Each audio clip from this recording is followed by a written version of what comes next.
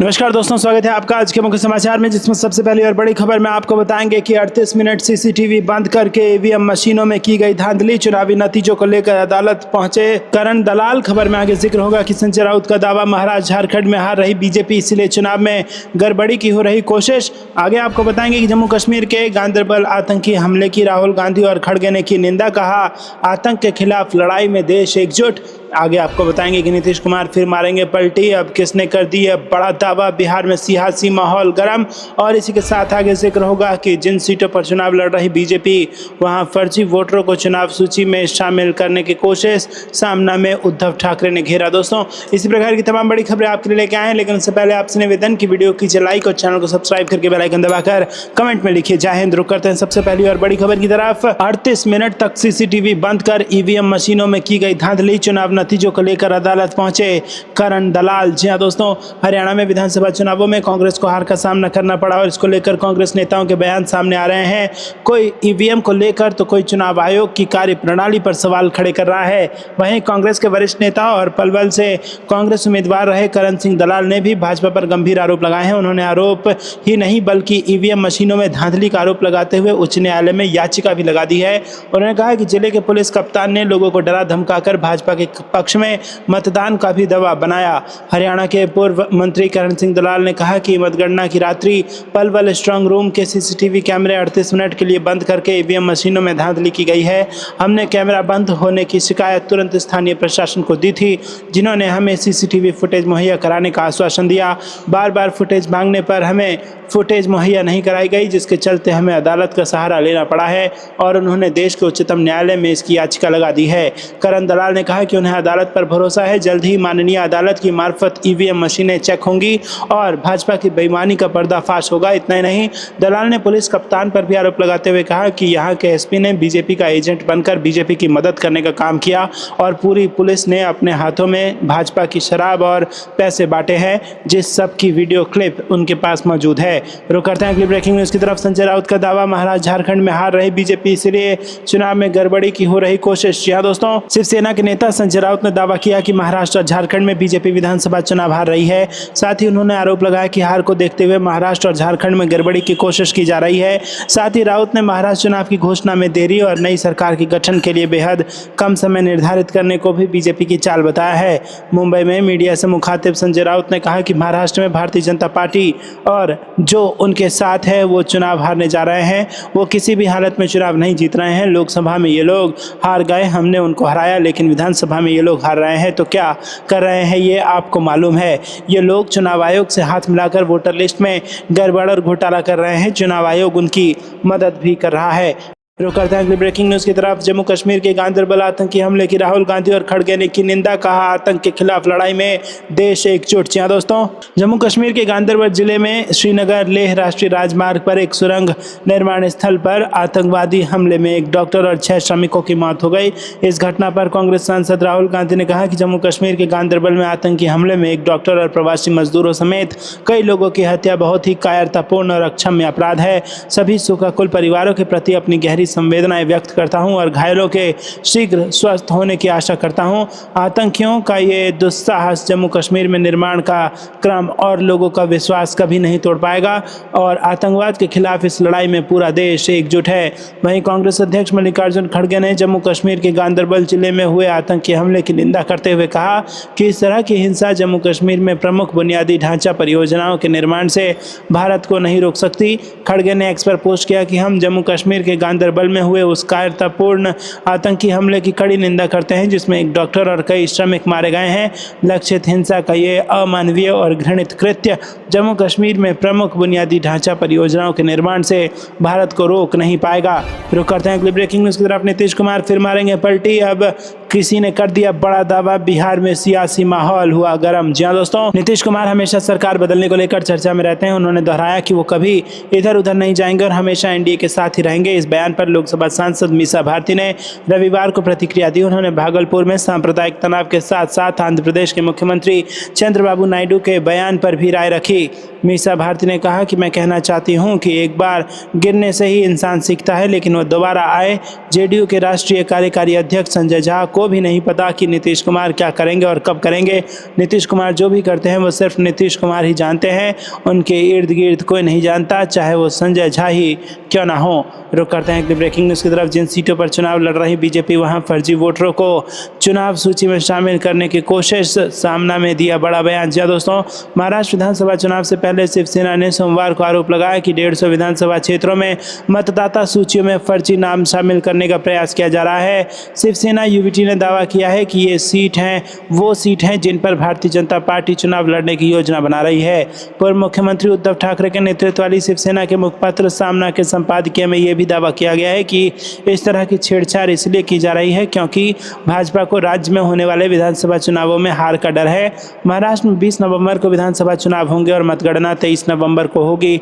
सामना के संपादकीय में आरोप लगाया गया है कि भाजपा ने राज्य में हार के डर से मतदाता सूची से छेड़छाड़ करने के लिए इस तरह के अनैतिक उपायों का सहारा लिया है। इस चुनाव में भाजपा करीब 150 विधानसभा क्षेत्रों में चुनाव लड़ने की योजना बना रही है।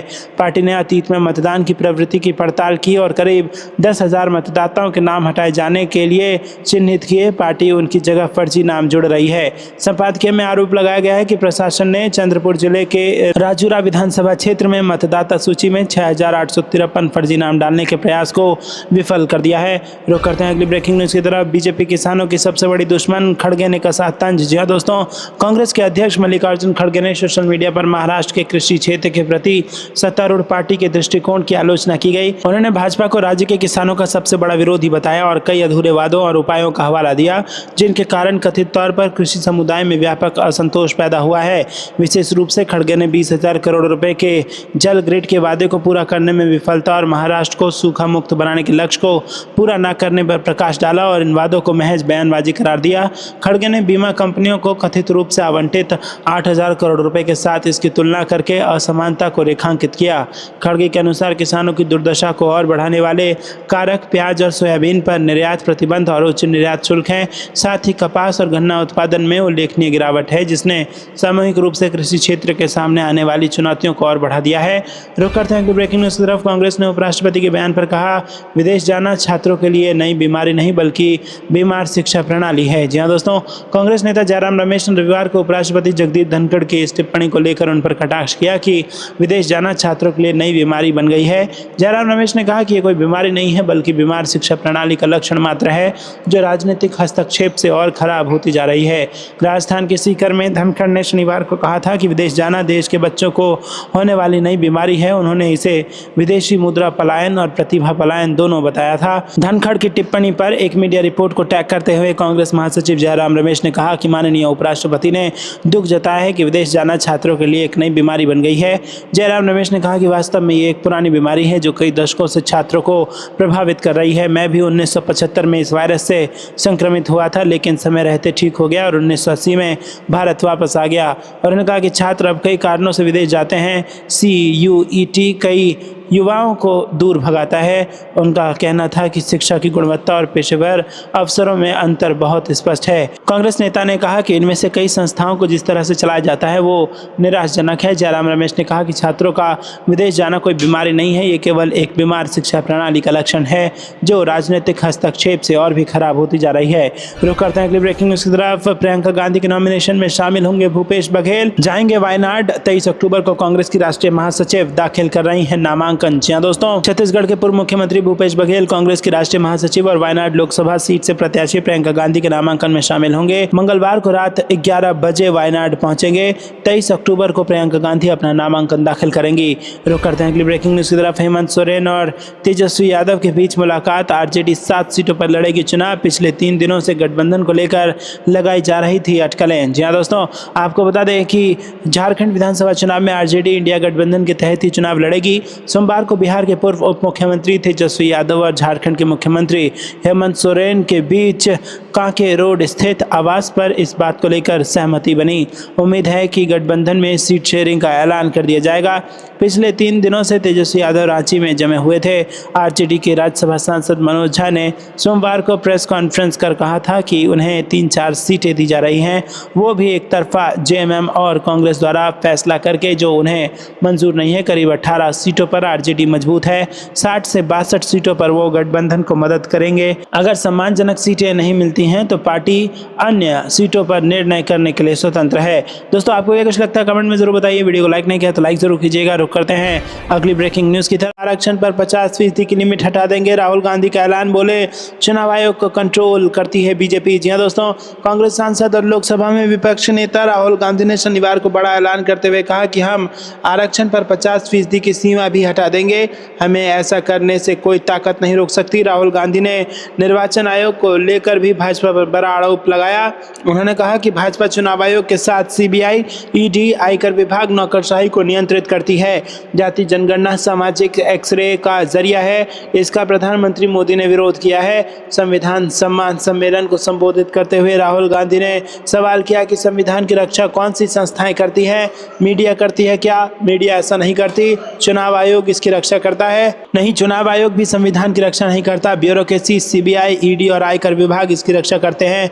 नहीं, इन सभी संस्थाओं को भाजपा ने कंट्रोल कर लिया है।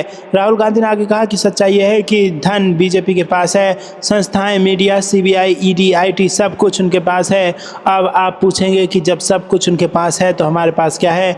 हमारे पास सच्चाई है। हमें और कुछ नहीं चाहिए, क्योंकि जब तक हमारे पास सच होगा हमें न्याय मिलेगा। राहुल गांधी ने एक बार फिर जाति जनगणना कराए जाने का मुद्दा उठाया और उन्होंने कहा कि जाति जनगणना सामाजिक एक्सरे पाने का एक माध्यम है, लेकिन पीएम मोदी इसका विरोध कर रहे हैं। उन्होंने ऐलान किया कि मीडिया और न्यायपालिका के समर्थन के बिना भी जाति जनगणना, संस्थागत सर्वेक्षण और आरक्षण पर 50% की सीमा को हटाने से कोई ताकत नहीं रोक सकती। राहुल गांधी ने कहा कि जब भाजपा के लोग आदिवासी को वनवासी कहते हैं तो वो क्या करने की कोशिश कर रहे हैं? आपका जो जीने का तरीका है, इतिहास है, विज्ञान है, जिसे आप हजारों वर्षों से चला रहे हो, उसको वो लोग खत्म करने की कोशिश कर रहे हैं। आदिवासी का अर्थ जो सबसे पहले मालिक थे, जबकि वनवासी का मतलब जो जंगल में रहते हैं। मैं हिंदुस्तान की शिक्षा व्यवस्था में पढ़ा हूँ। हमारी शिक्षा प्रणाली में आदिवासियों के बारे में केवल 10-15 लाइनें ही मिलेंगी। रुक करते हैं अगली ब्रेकिंग न्यूज़ की तरफ। संजय राउत का दावा, महाराष्ट्र झारखंड में हार रही बीजेपी, इसीलिए चुनाव में गड़बड़ी की हो रही है कोशिश। जी दोस्तों, शिवसेना यूबीटी के नेता संजय राउत ने दावा किया है कि महाराष्ट्र और झारखंड में बीजेपी विधानसभा चुनाव हार रही है। साथ ही उन्होंने आरोप लगाया कि हार को देखते हुए महाराष्ट्र और झारखंड में गड़बड़ी की कोशिश की जा रही है। साथ ही राउत ने महाराष्ट्र चुनाव की घोषणा में देरी और नई सरकार के गठन के लिए बेहद कम समय निर्धारित करने को भी बीजेपी की चाल बताया है। मुंबई में मीडिया से मुखातिब संजय राउत ने कहा कि महाराष्ट्र में भारतीय जनता पार्टी और जो उनके साथ है वो चुनाव हारने जा रहे हैं। वो किसी भी हालत में चुनाव नहीं जीत रहे हैं। लोकसभा में ये लोग हार गए, हमने उनको हराया, लेकिन विधानसभा में ये लोग हार रहे हैं। तो क्या कर रहे हैं ये आपको मालूम है? ये लोग चुनाव आयोग से हाथ मिलाकर वोटर लिस्ट में गड़बड़ और घोटाला कर रहे हैं। चुनाव आयोग उनकी मदद कर रहा है। संजय राउत ने कहा कि लगभग 150 विधानसभा सीटों पर बीजेपी चुनाव लड़ेगी। जिन जिन विधानसभा सीटों पर बीजेपी चुनाव लड़ने जा रही है वो उन क्षेत्रों में ऐसे वोटरों को ढूंढ रही है जिन्होंने लोकसभा में महाविकास अघाड़ी को वोट दिया है।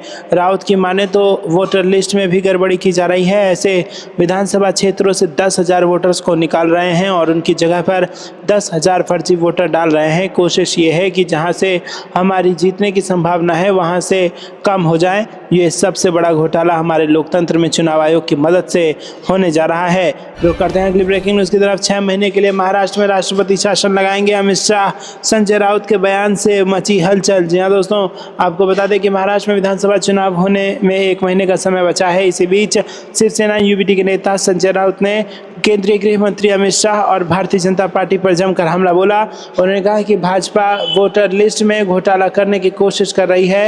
ये लोग लोकतंत्र को खत्म करने का प्रयास कर रहे हैं। साथ ही कहा कि अमित शाह महाराष्ट्र में राष्ट्रपति शासन लगाने की साजिश रच रहे हैं। शिवसेना ठाकरे गुट के सांसद संजय राउत ने रविवार को मीडिया से बातचीत की। इसमें उन्होंने कहा कि वोटर लिस्ट में गड़बड़ियां हैं। उन्होंने कहा कि बीजेपी और उनके जो चेले चपाटी हैं वो चुनाव हारने जा रहे हैं। वो किसी भी हालत में जीत नहीं पाएंगे। हमने उन्हें लोकसभा में हराया और वो विधानसभा चुनाव में भी हार रहे हैं। ये लोग अब वोटर लिस्ट में गड़बड़ और घोटाले कर रहे हैं। चुनाव आयोग उनकी मदद कर रहा है। बीजेपी लगभग 150 विधानसभा सीटों पर चुनाव लड़ रही है और वो उन लोगों को ढूंढ रहे हैं जिन्होंने महाविकास अघाड़ी को वोट दिया है और उनके नाम फर्जी मतदाताओं के साथ बदल रहे हैं। 10,000 वोटर्स को ये लोग निकाल देंगे और उनकी जगह पर दूसरे फर्जी वोटर्स का नाम जोड़ देंगे। रुक करते हैं अगली ब्रेकिंग न्यूज़ की तरफ। कांग्रेस ने प्रधानमंत्री नरेंद्र मोदी पर साधा निशाना, कहा किसान विरोधी है उनकी नीतियां। जी हाँ दोस्तों, किसानों को एमएसपी की कानूनी गारंटी न मिलने पर कांग्रेस ने प्रधानमंत्री नरेंद्र मोदी पर निशाना साधा। कांग्रेस महासचिव जयराम रमेश ने एक्स पर पोस्ट करते हुए प्रधानमंत्री नरेंद्र मोदी को किसान विरोधी करार दिया। उन्होंने लिखा कि वर्ष 2014 में सत्ता संभालने के बाद से ही जैविक प्रधानमंत्री की नीतियां किसान विरोधी रही हैं। ना तो पर्याप्त खरीदी हो रही है, ना उचित दाम मिल रहा है और ना ही एमएसपी की कानूनी गारंटी मिल रही है। किसानों के साथ धोखाधड़ी की जा रही है। उन्होंने कांग्रेस के मीडिया समन्वयक अभय दुबे का बयान साझा किया। अभय दुबे ने बयान दिया कि मोदी सरकार पिछले 10 साल से किसानों के साथ गलत व्यवहार कर रही है। इससे साफ है कि नरेंद्र मोदी किसान विरोधी हैं। हमारी मांग है कि किसानों को एमएसपी की कानूनी गारंटी दी जाए। महाराष्ट्र और मध्य प्रदेश में सोयाबीन की फसल का समर्थन मूल्य कम से कम 6,000 रुपये तक किया जाए। कांग्रेस नेता अभय दुबे ने कहा कि अगर सोयाबीन का समर्थन मूल्य 6,000 रुपये तक तय किया जाता है तो अंतर की राशि उन किसानों के खाते में भी जमा की जानी चाहिए जिन्होंने पहले ही अपनी फसल कम दाम में बेच दी है। पीएम मोदी को समर्थन मूल्य घोषित करने की औपचारिकता पर विचार करना चाहिए। रुक करते हैं अगली ब्रेकिंग न्यूज़ की तरफ। भाजपा ही भ्रष्टाचार की मारी सड़कें, खुद ही बचाएं खुद की जान, अखिलेश यादव का प्रदेशवासियों को खुला पत्र। जी हाँ दोस्तों, सपा अध्यक्ष अखिलेश यादव ने यूपी में सड़क हादसों पर प्रदेशवासियों को खुला पत्र लिखा है। अखिलेश यादव ने भाजपा पर हमला बोलते हुए प्रदेशवासियों से अपील की है कि उन्होंने लिखा कि यह नया समाचार चिंताजनक है कि सड़क हादसों में सबसे ज़्यादा मौतें यूपी में हो रही है। यूपी की जनता से आग्रह है कि भाजपाई भ्रष्टाचार की मारी सड़कों और ट्रैफिक व्यवस्था पर अपने भरोसे ही घर से निकलें और खुद को व अपने बच्चों को सड़क के खतरों से आगाह करें। उत्तर प्रदेश की भाजपा सरकार में ट्रैफिक नियमों का पालन नहीं दोहन होता है। भाजपा सरकार को नियम को लागू करने से कोई मतलब नहीं है। उनका सारा ध्यान वसूली और उगाही पर रहता है। दोस्तों, अखिलेश यादव ने भाजपा सरकार में सड़क दुर्घटनाओं के मुख्य कारण भी बताए। उन्होंने कहा कि सड़कें टूटी हैं, वाहन डग्गा मार हैं, ओवर स्पीडिंग पर कोई रोक नहीं है। उन्होंने कहा कि हेलमेट का नियम मुट्ठी गर्म करने का साधन मात्र है। बिना लाइसेंस धारक वाहन चालक धड़ल्ले से गाड़ियां दौड़ा रहे हैं। ओवरलोडिंग पर आंख बंद है। पुराने जर्जर वाहन सबके लिए खतरा बने हैं। नशे में ड्राइविंग पर जुर्माने के नाम पर केवल पैसा वसूला जा रहा है। मनमानी पार्किंग और अतिक्रमण से सड़कें सकड़ी होकर दुर्घटना का कारण बन रही हैं। सड़क पार करने के नियमों का पालन करने वाला कोई नहीं है। रुक करते हैं अगली ब्रेकिंग न्यूज़ की तरफ। ईवीएम से होती है धांधली, केवल मतपत्रों से हो चुनाव। एलन मस्क ने कहा वोटिंग मशीन पर भरोसा नहीं। जी हाँ दोस्तों, अमेरिकी उद्योगपति एलन मस्क ने एक बार फिर इलेक्ट्रॉनिक वोटिंग मशीन यानी कि ईवीएम पर सवाल खड़े किए हैं। एलन मस्क का कहना है कि वोटिंग मशीनों से चुनाव में धांधली होती है। उन्होंने मतपत्रों से चुनाव कराने की मांग की। उनका कहना है कि मैं खुद तकनीक से जुड़ा हूं, यही वजह है कि कंप्यूटर प्रोग्राम पर अधिक भरोसा नहीं कर सकता, इसे हैक करना आसान है। दोस्तों, रिपोर्ट के मुताबिक उद्यमी एलन मस्क ने पेंसिल्वेनिया के एक टाउन हॉल में वोटिंग मशीन की विश्वसनीयता पर सवाल उठाए। मस्क ने अपने संबोधन में डोमिनियन कंपनी की वोटिंग मशीनों को फिलाडेल्फिया और परियोजनाओं में रिपब्लिकन की हार से जोड़ा। रुक करते हैं अगली ब्रेकिंग न्यूज़ की तरफ। यूपी में होगी शराबबंदी, योगी के मंत्री बोले पूरे प्रदेश में कराया जाएगा बंद। जी हाँ दोस्तों, उत्तर प्रदेश में योगी आदित्यनाथ सरकार के मंत्री ओम प्रकाश राजभर आए दिन अपने बयानों को लेकर चर्चा में बने रहते हैं। अब एक और उनके बयान ने पूरे राज्य में सियासी हलचल को बढ़ा दिया है। दोस्तों, मंत्री ओपी राजभर का ये बयान जालौन में एक कार्यक्रम के दौरान आया। उन्होंने पूरे उत्तर प्रदेश में शराब को बंद किए जाने का दावा कर दिया है। दोस्तों, जालौन पहुंचे यूपी सरकार के पंचायती राज और अल्पसंख्यक विभाग के कैबिनेट मंत्री ओम प्रकाश राजभर ने एक बयान दिया। सुभाषपा के अध्यक्ष ने कहा कि प्रदेश में अगर सुहेल देव भारतीय समाज पार्टी की बनेगी सरकार तो पूरे प्रदेश में शराब को बंद कराया जाएगा। इस दौरान मंत्री ओम प्रकाश राजभर ने कई और सवालों का जवाब दिया। रुक करते हैं अगली ब्रेकिंग न्यूज़ की तरफ। राहुल गांधी ने संविधान को लेकर मोदी सरकार पर बोला हमला, आरक्षण को लेकर किया बड़ा ऐलान। जी हाँ दोस्तों, कांग्रेस के पूर्व राष्ट्रीय अध्यक्ष व लोकसभा के नेता प्रतिपक्ष राहुल गांधी ने कहा कि आज जातीय जनगणना जरूरी है ताकि पता चल सके कि देश में पिछड़े दलित आदिवासियों की संख्या कितनी है। लेकिन केंद्र की मोदी सरकार जातीय जनगणना नहीं करवाना चाहती। मोदी सरकार ने पिछड़ों दलितों के आरक्षण पर भी 50% का बैरियर लगा दिया है। और इस बैरियर को हम तोड़ेंगे, जातीय जनगणना भी कराएंगे। गांधी परिवार को पासवा की ओर से शौर्य सभागार में आयोजित संविधान सम्मान सम्मेलन को संबोधित कर रहे थे। उन्होंने कहा कि हम पता लगाना चाहते हैं कि इस देश का धन किसके हाथ में है, जमीन किसके हाथ में है, संस्थाएं किसके हाथ में है। तो दोस्तों आपको ये कुछ लगता है कमेंट में जरूर बताइए। वीडियो को लाइक नहीं किया तो लाइक जरूर कीजिएगा। रुक करते हैं अगली ब्रेकिंग न्यूज की तरफ। महाराष्ट्र चुनाव से बड़ी खबर, उद्धव ठाकरे को हुंकार, कहा गद्दारों को सत्ता से बाहर करने तक नहीं रुकेंगे। जी हाँ दोस्तों, आपको बता दें शिवसेना बाला साहेब ठाकरे प्रमुख उद्धव ठाकरे ने शुक्रवार को कहा कि चिकित्सकों ने उन्हें आराम करने की सलाह दी है, लेकिन वो गद्दारों को सत्ता से बाहर करने तक नहीं रुकेंगे। अपने आवास मातोश्री के बाहर पार्टी कार्यकर्ताओं को संबोधित करते हुए उद्धव ठाकरे ने कहा कि चिकित्सकों ने मुझे आराम करने की सलाह दी है, लेकिन कितना आराम किया जाए, जब तक गद्दारों को सत्ता से बाहर नहीं कर दिया जाता तब तक आराम नहीं होगा। इससे पहले ठाकरे ने कहा था कि बीजेपी ने शिवसेना को खत्म करने के लिए पूरी ताकत लगा दी थी। उन्होंने कहा कि केंद्र सरकार और तमाम एजेंसियां उनके पीछे पड़ी थी, लेकिन शिवसैनिक उनके साथ खड़े रहे। ठाकरे ने कहा कि वो बीजेपी को मुंह तोड़ जवाब देंगे। ठाकरे ने कहा कि जब बीजेपी को कोई पूछता नहीं था तब शिवसेना ने उनका साथ दिया। उन्होंने कहा कि अब बीजेपी को सबक सिखाने का समय आ गया।